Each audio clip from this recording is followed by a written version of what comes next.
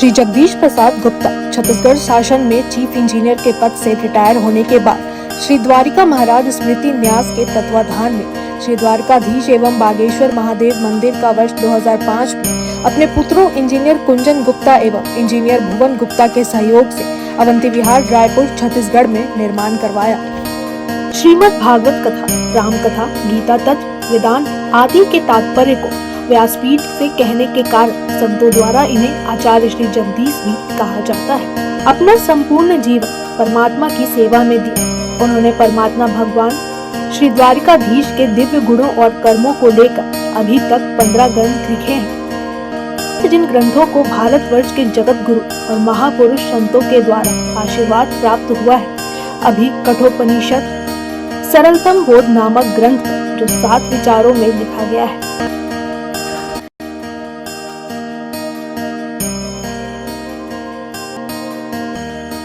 योगाय योगपतये योगेश्वराय गोविंदाय नमो नमः। विश्वाय विश्वपतये विश्वेश्वराय गोविंदाय नमो नमः। विश्वाय विश्वपतये विश्वेश्वराय गोविंदाय नमो नमः। सच्चिदानंद रूपाय विश्वोत्पत्त्यादिर हेतवे तापत्रय विनाशाय श्री कृष्णाय वयं नमः। समं प्रशान्तं सुमुखं दीर्घचारु चतुर्भुजं समानकर्ण विन्यस्तो स्फुरन् मकराकृतकुण्डलं हेमाम्बरं घनश्यामं श्रीवत्सां श्रीनिकेतनं शङ्खचक्रगदा पद्म वनमाला विभूषितं नूपुरै विलसितपादं कौस्तुभ प्रभयायुतं द्युमत्किरीट कटिसूत्रा अंगदयुधं सर्वांगमनोहरं हृदं कृपाप्रसादेशनं सुकुमारम् अभिध्यायेत सर्वांगेषु मनो दधतु। रूपं यद् तत् प्राहुर्व्यक्तमाद्यं ब्रह्मज्योति निर्गुणं निर्विकारं सत्तामात्रं निर्विशेषं निरीहं सत्वं साक्षात् विष्णु आध्यात्मदीपः। नष्टे लोके द्विपरार्धावसाने महाभूतेषु आदिभूतं गतेषु व्यक्ति अव्यक्तं कालवेगेन याते भवानेकः शिष्यते शेषसंज्ञः। भवानेकः शिष्यते शेषसंज्ञः। शेष नारायण नारायण नारायण लो बद्री नारायण नारायण नारायण श्रीमन्नारायण नारायण नारायण जगन्नारायण नारायण नारायण राम नारायण नारायण नारायण द्वारका नारायण नारायण नारायण। ओ लक्ष्मी नारायण नारायण नारायण श्रीमन नारायण नारायण नारायण कृष्ण नारायण ओ राधा नारायण, ओ रघुवर नारायण, ओ सीता नारायण, ओ शंकर नारायण, ओ उमा नारायण नारायण नारायण भजमन नारायण नारायण नारायण सूर्य नारायण, ओ संध्या नारायण, ओ चंद्र नारायण, ओ रोहिणी नारायण, ओ पृथ्वी नारायण, ओ विष्णु नारायण नारायण नारायण भजमन नारायण नारायण नारायण। ओ ग्रह नारायण, ओ अक्ष नारायण, ओ देव नारायण, ओ ऋषि नारायण, ओ गुरु नारायण नारायण नारायण गंगा नारायण, ओ जमुना नारायण, ओ विद्या नारायण, ओ रेवा नारायण, ओ गोदा नारायण नारायण नारायण श्रीमन नारायण नारायण नारायण सनत नारायण, ओ नारद नारायण, ओ व्यास नारायण, ओ शुक नारायण, ओ चैतन्य नारायण नारायण नारायण भक्ति नारायण, ओ भक्त नारायण, ओ भगवान नारायण, ओ गुरु नारायण नारायण नारायण वेद नारायण, ओ गीता नारायण, ओ मानस नारायण, ओ भारत नारायण, ओ भागवत नारायण नारायण नारायण माते नारायण, ओ पितृ नारायण, ओ गुरु नारायण नारायण नारायण हरे राम राम राम हरे हरे, हरे कृष्ण कृष्ण कृष्ण हरे हरे।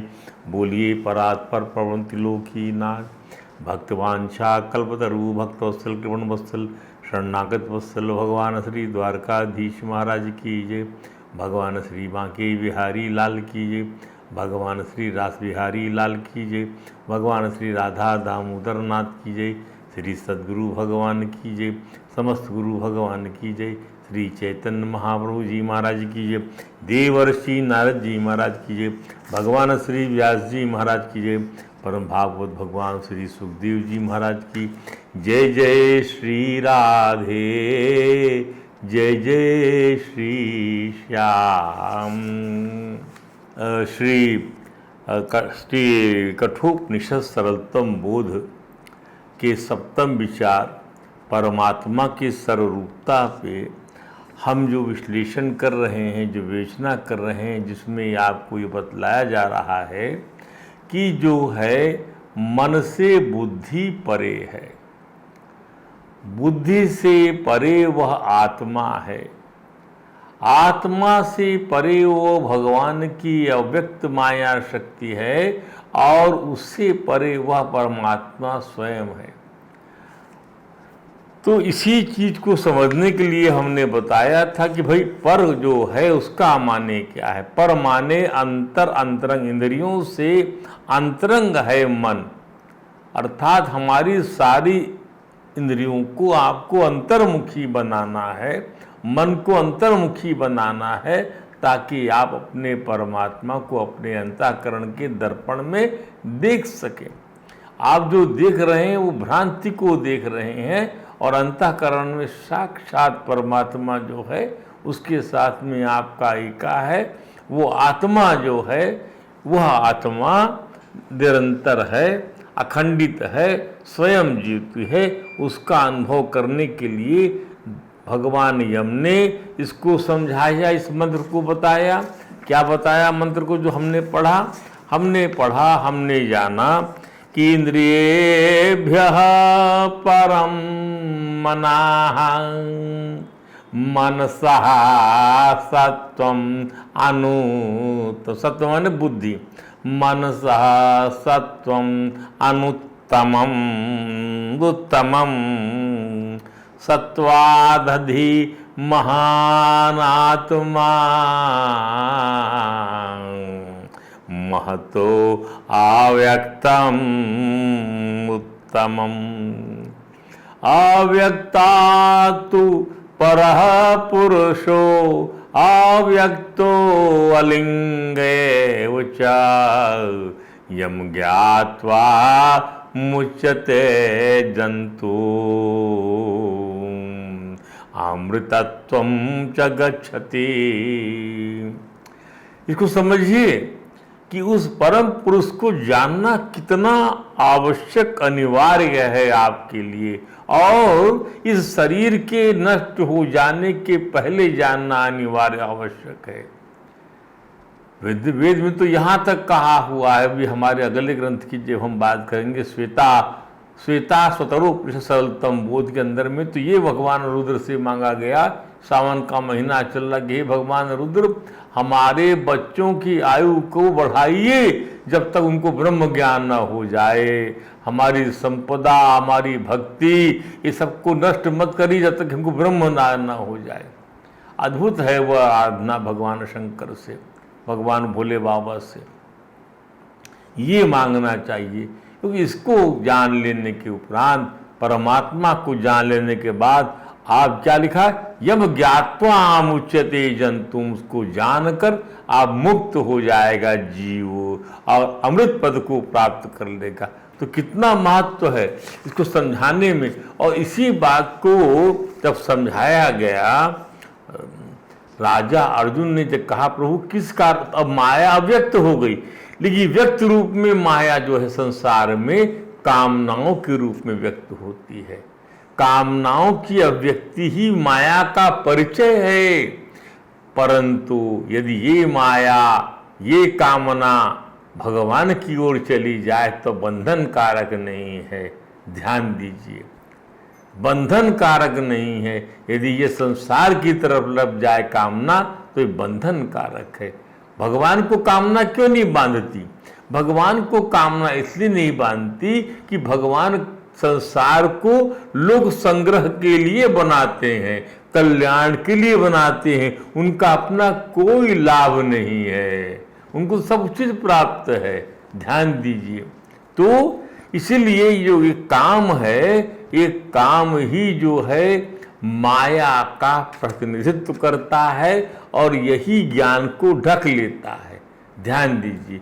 अर्थात संसार परक माया, वह यदि संसार की ओर आप लगे हुए हैं तो ज्ञान परक नहीं है, अज्ञान परक है। आपका जो है, आपकी कामना ज्ञान परक हो गई, और अज्ञान, उस अज्ञान से, उस काम से आपका ज्ञान जो है, जो स्वरूप परक ज्ञान है, जो मायातीत ज्ञान है, वो ढका हुआ है। और वो कहाँ कहाँ वास करता है? इंद्रियाणि, गीता, इंद्रियाणि पराण्याहो इंद्रियेभ्यः परम मना। ये भगवान इंद्र यम ने भी कहा, क्या? इंद्रियेभ्यः परम मनाः इंद्रियेभ्यं परम मनो। यहाँ भगवान ने ये कहा, इंद्रियेभ्यः परम मनाः मनसस्तु परा बुद्धि। वहां भगवान ने हमने क्या कहा? मनसः तु परा सत्व मनसः परम सत्वम उत्तमम। वहां पर सत्व का बुद्धि को भगवान ने गीता में बुद्धि कहा। ध्यान दीजिए। मनसस्तु परा बुद्धि यो बुद्धि परः तह तो, जो बुद्धि से पर है, जो बड़ा श्रेष्ठ सूक्ष्म है, वो माया है, वह कामना है, वह काम है। वह ज्ञानियों का नित्य बैरी है, दुष्पूर है। उसका स्वरूप ऐसा है जो कभी वो तृप्त नहीं होता है। ध्यान दीजिए, ज्ञानम आवृत्तम एतेन ज्ञानिनो नित्यवैरिणा काम रूपेण कौन्तेय दुष्पूरेण काम रूपेण कौन्तेय दुष्पूरेण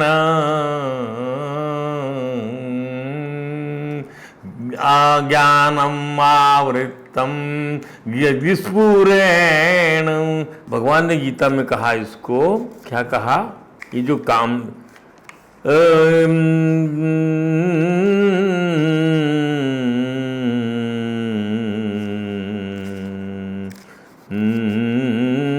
हाँ स्टार्ट कर दीजिए।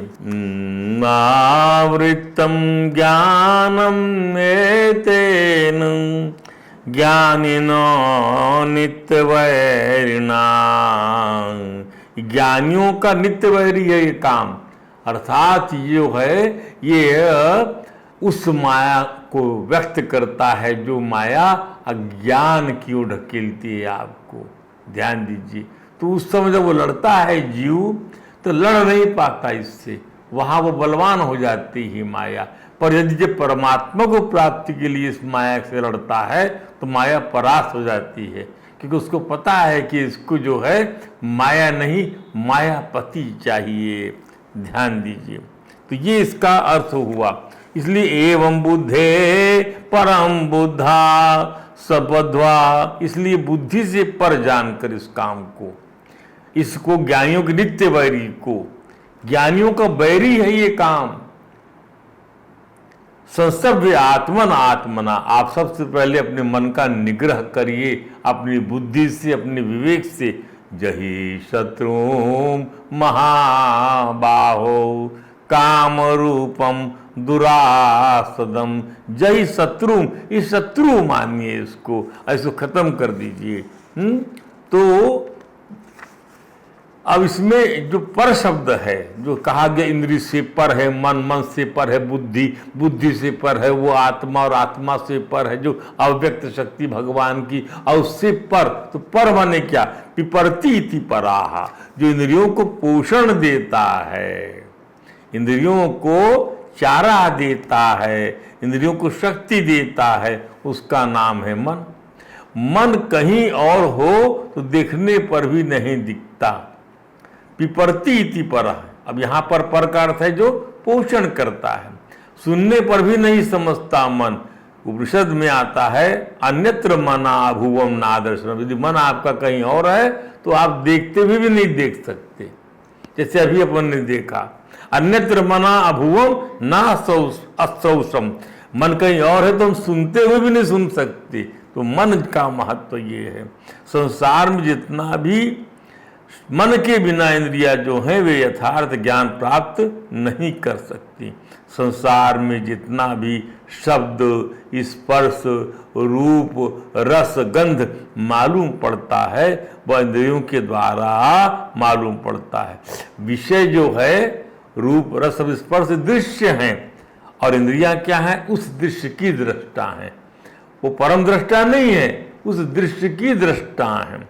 5 इंद्रियों वाले इस घोड़े पर बैठकर विषयों को ग्रहण करते हैं। 5 इंद्रियों वाले इस घोड़े पर बैठकर, ये जो है ये क्या है? ये 5 इंद्रियों वाला घोड़े, इंद्रिय जो है ये जो इंद्रियां हैं इनको 5 घोड़े कहा गया है, पर बैठकर विषयों को ग्रहण करते हैं। तो इंद्रियों से जो चीज दिखलाई पड़ती है वहीं पर इसको छोड़ दे, बाहर आत्मा को ना ढूंढे। इंद्रियों से तो इंद्रियों से जो चीज दिखाई पड़ती वहीं पर उसको छोड़ दें, बाहर आत्मा ना ढूंढे। इंद्रियां जो हैं ये अलग अलग है, 5 हैं, और इसके भीतर जो आत्मा है सो एक है। इसलिए आत्मा को ढूंढना है तो प्रत्येक आत्मा को भीतर ढूंढना है, बाहर नहीं। प्रत्येक आत्मा को, वो सूक्ष्म आत्मा बाहर नहीं अंदर है। तो समझने वाली बात यह है कि इन 5 इंद्रियों में एक ही मन काम कर रहा है। 5 घोड़ों को एक लगाम, 5 घोड़ों की 5 लगाम मिलकर एक बागडोर बनती है। ध्यान दीजिए, मन होने से ही इंद्रियों के द्वारा विषयों में स्वाद आता है, और मन होने से ही कर्म करने पर धर्म अधर्म की उत्पत्ति होती है। अगर बिना मन के मनुष्य को काम करना पड़े, अथवा तब बिना श्रद्धा के यज्ञ में आहुति डाली जाए, तो क्या धर्म की उत्पत्ति होगी? नहीं। बिना भावना के धर्म की उत्पत्ति नहीं होती। अरे जो संसार में फांसी पर चढ़ता है और उसको यदि अच्छा भोजन कराया जाए तो क्या उसे स्वाद आएगा? उसी प्रकार बिना मन के इंद्रियां अकिंचने दरिद्र हैं। बिना मन के स्वप्न में अथवा सुसुप्ति अवस्था में इंद्रियों की चेष्टा का अनुभव नहीं होता। इसका अर्थ क्या है कि इंद्रियां जितना भी काम करती हैं, मन की प्रेजेंस में ही काम करती हैं, मन की उपस्थिति में ही काम करती हैं। इसलिए ज्ञानी बोलते हैं, आत्मा को ढूंढना है, हाँ तो मन में ढूंढो। इंद्रियों से जो दिखाई पड़ता है उसमें मत ढूंढो। इस विवेचना में एक महत्वपूर्ण बात समझने की आवश्यकता है कि जहाँ प्रत्येक इंद्रियां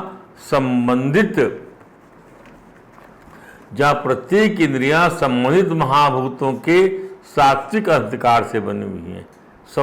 जितनी इंद्रियां हैं महाभूतों के सात्विक अहंकार से बनी हुई हैं, वही सारी तन्मात्राएं संबंधित महाभूतों के राजसी अहंकार से बनी। ये शब्द, रस, रूप, गंध, इन गंधर्व, ये क्या है? ये महाभूतों के राजसी अहंकार के उत्पाद हैं। और जहां इंद्रियां महाभूतों के सात्विक अहंकार के उत्पाद है, और महाभूत स्वयं में जो है वह तामसी उत्पाद है। ध्यान दीजिए, तो मन सात्विक अहंकार की विकृति से बना हुआ है। मन भी सात्विक अहंकार की वृत्तियों से बना हुआ है। इंद्रिय के देवता सात्विक अहंकार से बने हुए हैं। मन जब इंद्रियों के साथ जुड़ता है तब बाहर के विषय ग्रहण होते हैं। तो मन को इंद्रियों के साथ जोड़ने से बचें। मन को इंद्रियों के साथ जोड़ने से बचे। क्यों? इंद्रियां जो हैं वो सात्विक अहंकार से बनी हुई हैं, और तन्मात्रा राजसी अहंकार। तो राजसी सात्विक दोनों को मिलाने का प्रयत्न मत करिए। मन में यदि आत्मज्ञान को अग्रसर होना है तो मन को इंद्रियों के साथ जोड़ने से बचना है। मन में न शब्द की, न स्पर्श की, न रूप की, न रस की, न गंध की कल्पना आनंद, क्योंकि आत्मा का स्वरूप इन तन्मात्राओं से परे है। यही ज्ञान है कि आत्मा का स्वरूप इन तन्मात्राओं से परे है, सूक्ष्म है, श्रेष्ठ है, अतीत है, बलवान है, उत्कृष्ट है, उत्तम है। इसे ही भगवान यम नचिकेता के माध्यम से हम सभी को भगवान श्री कृष्ण और भगवान श्री कृष्ण राजा अर्जुन के माध्यम से, महात्मा उद्धव के माध्यम से सारी मानव जाति को समझा रहे हैं। पुनश्च ज्ञान के साधन की मुख्य बाधा है क्या? संयोग जन्य सुख की कामना। संयोग जन्य सुख की कामना, आसक्ति। स्वामी राम सुखदास जी महाराज कहते हैं, यह बाधा साधन से दूर कर लेनी चाहिए। साधक जहां सुख लेता है वहीं अटक जाता है। उसको उससे क्या होता? राग हो जाता है, राग हो जाता है उससे वो। और जहां यहां तक समाधि का सुख लेता है तो वहां अटक जाता है। ध्यान दीजिए को भोगों का सुख संयोगजन्य है और समाधि का सुख वियोगजन्य है। संयोगजन्य सुख लेने से पतन हो जाता है और वियोगजन्य सुख लेने से साधक अटक जाता है।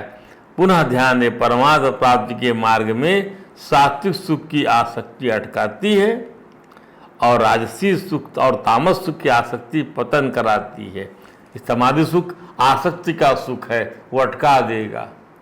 तो उसको भी त्याग करना है। आसक्ति से आसक्त सात्विक गुणों से सात्विक गुणों का त्याग भी बाद में भगवान करा देते हैं। इसलिए इसे समझने की आवश्यकता है कि कामना उत्पन्न होने पर मनुष्य पहले इंद्रियों से भोगने की कामना करता है और पहले तो भोग पदार्थ मिलते नहीं, और मिल भी जाए तो टिकते नहीं, इसलिए उन्हें किसी तरह प्राप्त करने के लिए वह मन में तरह तरह कामनाएं करता है। बुद्धि में उन्हें प्राप्त करने के लिए तरह तरह के उपाय सोचता है। इस प्रकार कामना पहले इंद्रियों को संयोगजनक सुख के प्रलोभन लगाती है, फिर इंद्रियां मन को अपनी ओर खींचती हैं, फिर उसके बाद इंद्रियां और मन मिलकर बुद्धि को अपनी ओर खींच लेते हैं। इस तरह कामना या कामासक्ति देहाभिमानियों के ज्ञान को ढककर इंद्रियां मन और बुद्धि के द्वारा उसे मोहित कर देता है तथा उसे पता नहीं गड्ढे में डाल देता है। इस विषय में एक सिद्धांत याद रखिए, यदि नौकर अच्छा है पर मालिक तिरस्कार पर उसे निकाल देगा तो फिर मालिक को अच्छा नौकर नहीं मिलेगा। नौकर अच्छा है पर आपने उसका अपमान कर दिया मालिक ने उसका, तो फिर वो अच्छा नौकर आपको नहीं मिलेगा। ऐसे ही मालिक अच्छा हो पर नौकर उसका तिरस्कार कर दे तो फिर अच्छा मालिक नहीं मिलेगा। इसी प्रकार मनुष्य को शरीर दोबारा नहीं मिलेगा। आत्मा अच्छा है, स्वामी आपका इस शरीर का अच्छा है, पर शरीर खराब है, तो आत्मा अच्छा है तो दोबारा जो है शरीर खराब है। तो हमने भी क्या बताया कि मालिक अच्छा नहीं है, तो ऐसा शरीर जो अच्छा शरीर जो ऐसा नहीं मिलेगा। मालिक को अच्छा बनाइए, मालिक तो अच्छा है ही। इसी प्रकार शरीर मनुष्य को शरीर दोबारा नहीं मिलेगा। शरीर कुछ अच्छा मालिक का अच्छा मालिक शरीर तो हो नहीं सकता, अच्छा नौकर है ये शरीर, और मालिक जो है अच्छा नौकर है, इसका तिरस्कार मत करिए, इससे जो है लाभ प्राप्त कर लीजिए। शरीर को भोग कामना में लगाकर आप अपने मालिक अपने लक्ष्य भोग प्राप्त का तिरस्कार कर रहे हैं, अपने मालिक का तिरस्कार कर रहा है। ये शरीर जो है इसको मालिक बना दिया आपने, ये तिरस्कार कर रहा है भगवत प्राप्ति रूपी मालिक का। अस्तु श्रवण मनन निधिध्यासन भगवत परायणता भगवत प्रेम का कभी निरादर ना करें, क्योंकि मनुष्य शरीर दोबारा नहीं मिलेगा। ध्यान दीजिए, अच्छी वस्तु का तिरस्कार होता है अंतःकरण शुद्ध होने से। आपका अंतःकरण शुद्ध नहीं है तो आपका जो है अंतःकरण शुद्ध होने से तिरस्कार कर देंगे अच्छी वस्तु का, भगवत भक्ति का तिरस्कार कर देंगे आप श्रवण का, भगवत श्रवण का, भगवत मनन का, भगवत चिंतन का तिरस्कार कर देंगे। अंतःकरण शुद्ध होने से कितना महत्व अंतःकरण की शुद्धि का ध्यान दीजिए। इसलिए सबसे पहले कामना का नाश होना चाहिए। अंतःकरण शुद्ध होता है किससे? कामना से। तो क्योंकि परमात्मा निर्मल और निश्चल हृदय से विशुद्ध बुद्धि के द्वारा देखने में आता है, इसलिए अगले मंत्र में ऐसा ही ज्ञानोपदेश भगवान हम करने वाले हैं। निष्काम होने पर ही ब्रह्म प्राप्ति के बारे में अपना उपदेश करेंगे। ध्यान दीजिए, यहाँ पर एक बात और कही गई, क्या आत्मा इसलिए महान है कि आत्मा के अनुरूप, जैसे इस मंत्र में आया था, क्या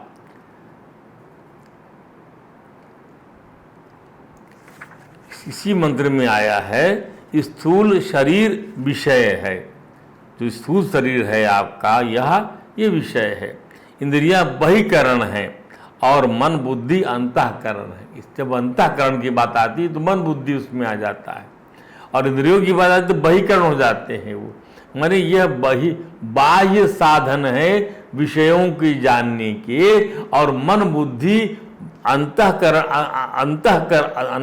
साधन है उस आत्मा को समझने के, जानने के। स्थूल शरीर से इंद्रियां पर हैं, माने श्रेष्ठ हैं, सबल हैं, प्रकाशक हैं, व्यापक और सूक्ष्म हैं। स्थूल शरीर से इंद्रियाणी पराणी आहु, इंद्रियों से बुद्धि पर है, बुद्धि से भी पर अहम है जो करता है। उस अहम माने कर्ता में काम अर्थात लौकिक इच्छा रहती है। समझिए, अपनी सत्ता अर्थात हम हैं, अर्थात अपना स्वरूप चेतन निर्विकार और सत्यचित आनंद रूप है। जब वह जड़ के साथ तादात्म्य कर लेता है तब अहम उत्पन्न होता है। अपना स्वरूप जड़ के साथ तादात्म्य कर लेता है, चेतन जो है वह जड़ के साथ तादात्म्य, तभी तो अहम उपस्थित हो जाता है वहां पर। और ये एक चेतन अंश होता है, इस प्रकार कर्ता में जड़ अंश होता है। कर्ता में एक जड़ अंश हो गया, क्या? मैटर, शरीर, और एक माइंड अंश हो गया चेतन। इस प्रकार कर्ता में जड़ अंश हुआ, एक चेतन अंश हुआ। जड़ अंश की मुख्यता से परमात्मा की तरह आकर्षण होता। जड़ अंश की मुख्यता, यदि आपके जब शरीर के आकर्षण की, शरीर की अमान्यता प्रबल है तो ऐसा ही होता है जैसे परमात्मा की तरह आकर्षण होता है। तो जड़ और चेतन और आकर्षण को, जड़ चेतन और आकर्षण को समझाने के लिए एक दृष्टांत दिया जाता है। 4 कोनों वाला लोहे का एक टुकड़ा है, 4 कोने उसके बने हुए हैं, इसे जड़ समझ ली। जब यह जड़ चेतन अग्नि के संपर्क में आता है, 4 कोने वाला बना लोहे का टुकड़ा, एक चतुर्भुजाकार लोहे का टुकड़ा जब अग्नि के संपर्क में आता है तो वह भी गर्म लाल होकर जलने वाला बन जाता है। अग्नि संपर्क में आ गया, और अग्नि 4 कोनों वाली ना होने पर भी 4 कोनों वाली हो जाती है। ध्यान दीजिए। और अग्नि से तादात्म्य होने पर भी चुंबक की ओर लोहा ही आकर्षित होता है। अग्नि से तादात्म्य हो जाने पर भी चुंबक की ओर लोहा ही आकर्षित हो जाएगा। तादात्म्य हो गया उसका लोहे का अग्नि से, पर जब चुंबक रख देंगे तो भी उसकी ओर आकर्षित हो जाएगा। अग्नि नहीं आकर्षित होती, चुंबक ही होता है, क्योंकि चुंबक के साथ लोहे की सजातीयता है। ध्यान दीजिए, अग्नि अपने सजाती निराकार तत्व की ओर ही आकर्षित होती है। अग्नि अपने सजाती निराकार तत्व की ओर आकर्षित होती है, इसलिए वह स्वतः शांत हो जाती है। इसी प्रकार जड़ और चेतन के तादाद में जड़ अंश संसार की ओर और चेतन अंश परमात्मा की ओर आकर्षित होता है। चेतन अंश के परमात्मा की ओर आकृष्ट होने पर जड़ अंश छूट जाता है, क्योंकि जड़ प्रकृति गौण हो जाती है, और परंतु जड़ अंश के संसार को आकृष्ट होने पर भी चेतन अंश नहीं छूटता, क्योंकि चेतन नित्य है, वो परमात्मा की तरफ चलता ही चला जाता है, चलता ही चला जाता है। ध्यान दीजिए, इसी को प्रकृति का गौण होना, प्रकृति का निस्तेज होना कहा जाता है ज्ञान की भाषा में। इससे स्पष्ट हुआ कि जड़ अंश की प्रधानता से लौकिक इच्छा उत्पन्न होती है। शरीर को महत्व देने से लौकिक इच्छा उत्पन्न होती, परंतु टिक नहीं सकती। दूसरी ओर, क्योंकि इनका जो स्वरूप है वह नष्ट होने वाला है। क्रेविंग, अवर्शन, राग, द्वेष की जो स्फुरणाएं होती हैं नष्ट होने वाली हैं, टिक नहीं सकती। ये इंद्रियों से उत्पन्न होने वाली, पहले हमने समझाया क्या कि इंद्रिया नाम पृथक भावा उदया अस्ता उत्तत, ये उदय और अस्त होने वाली स्फुरणाएं हैं। उत्पद्यमाना नाम पृथक, पृथक उत्पन्न हुई नष्ट हुई, उत्पन्न हुई नष्ट हुई।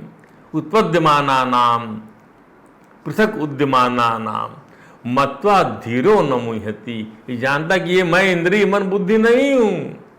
ये ज्ञान बार बार क्यों समझाया जाता है? इसीलिए कि परमात्मा की ओर अपने मन को लगाने का प्रयत्न करो, शुद्ध करो अपने अंतःकरण को।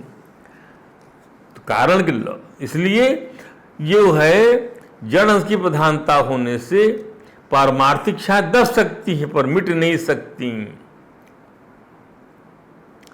जड़ अंश की प्रधानता होने से जहां लौकिक इच्छा उत्पन्न होती है, लौकिक इच्छाएं पर टिक नहीं सकती। दूसरी ओर पारमार्थिक इच्छाएं भले दब जाएं पर मिट नहीं सकती, कारण कि लौकिक इच्छाएं अवास्तविक हैं और पारमार्थिक इच्छा वास्तविक है। वस्तुतः मूल में इच्छा एक ही है जो अपने अंशी परमात्मा की है, परंतु जड़ के संबंध से इस इच्छा के दो भेद हो जाते हैं। ध्यान दीजिए, इच्छा एक ही है पर जड़ के संबंध से, अज्ञान के संबंध से, मोहित करने वाली माया के जब उत्पाद काम की वजह से इस इच्छा के दो भेद हो जाते हैं। तो मनुष्य अपनी वास्तविक इच्छा की पूर्ति परिवर्तनशील जड़ संसार के द्वारा करने के लिए जड़ पदार्थों की इच्छाएं करने लगता है, जो उसकी भूल है, क्योंकि जड़ संसार के परिवर्तनशीलता से कभी संतुष्टि प्राप्त नहीं हो सकती है, वो हमारा स्वरूप ही नहीं है। लौकिक इच्छाएं परधर्म हैं और पारमार्थिक इच्छाएं स्वधर्म है। लौकिक इच्छाएं क्या है? दूसरे का धर्म है, परधर्म है। और जो है पारमार्थिक इच्छा हमारा अपना आत्मा का धर्म है। परंतु साधक में लौकिक और पारमार्थिक दोनों इच्छाएं रहने से द्वंद्व पैदा हो जाता है। द्वंद्व पैदा होने से साधक में भजन, ध्यान, सत्संग आदि के समय तो पारमार्थिक इच्छा जागृत रहती है, जब भजन करेंगे, ध्यान करेंगे, सत्संग करेंगे, पर अन्य समय में उसकी पारमार्थिक इच्छा दब जाती है और लौकिक इच्छा भोग संग्रह करने की, जिसको प्रे कैटेगरी बोलते हैं, वो उत्पन्न हो जाती है। इससे होता यह है कि साधक में साधन करने का एक निश्चय स्थिर नहीं रह पाता। अस्तु पारमार्थिक इच्छा जागृत हुए बिना साधक की उन्नति नहीं हो पाती। पारमार्थिक इच्छा जागृत हुए बिना हमारी उन्नति नहीं हो सकती। जब परमार्थ की इच्छा जागृत होते साथ ही उन्नति, अर्थात वो उन्नति कैसी होगी? भगवत प्राप्ति की उन्नति। ध्यान दीजिए, जब साधक का एकमात्र परमात्म प्राप्ति करने का दृढ़ उद्देश्य हो जाता है तब यह द्वंद्व मिट जाता है और साधक में एक पारमार्थिक इच्छा ही प्रबल रह जाती है और तभी परमात्मा की प्राप्ति सुगम हो जाती है। अतः भगवान यम के द्वारा साधन की प्रबलता के जो स्तर समझाए गए हैं, क्या कि इंद्रियों से परे जो है मन, मन से परे जो बुद्धि है।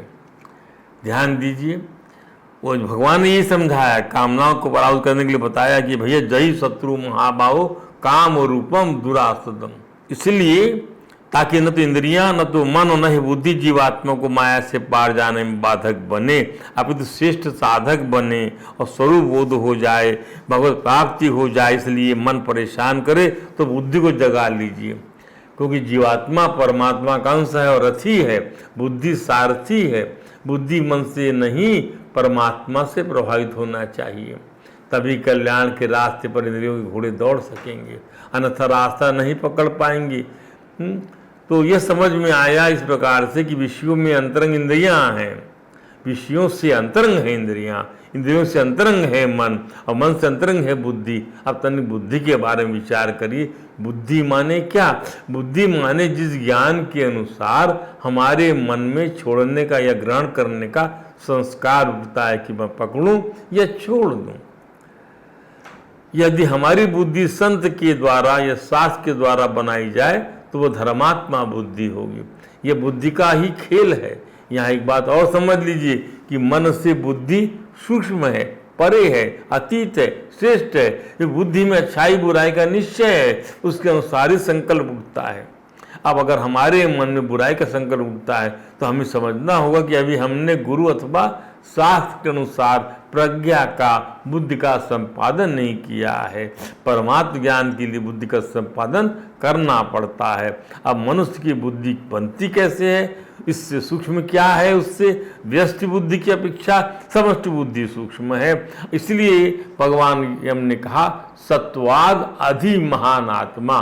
सत्व माने बुद्धि से अधिक या बलवत या बलवान है वह महान आत्मा। ध्यान दीजिए, भगवान ने पहले कह चुके मनसः तू परा बुद्धि, अब बुद्धि आत्मा महान परा। मन से बुद्धि श्रेष्ठ है। पहले अध्याय के तीसरे वल्ली में कह दिया उन्होंने यह कि मनसः तू परा बुद्धि, मन से बुद्धि श्रेष्ठ है। अब बुद्धि से वह आत्मा महान है, अब बुद्धि से महान आत्मा श्रेष्ठ। फिर यहाँ अभी भी उन्होंने इसी बात को कहा है। फिर भगवान यम ने इसी अध्याय के एक की वल्ली 3 के मंत्र 13 में कही ज्ञानम आत्मनि महति नियच्छेत। ज्ञान स्वरूप बुद्धि को महान आत्मा में विलीन करें।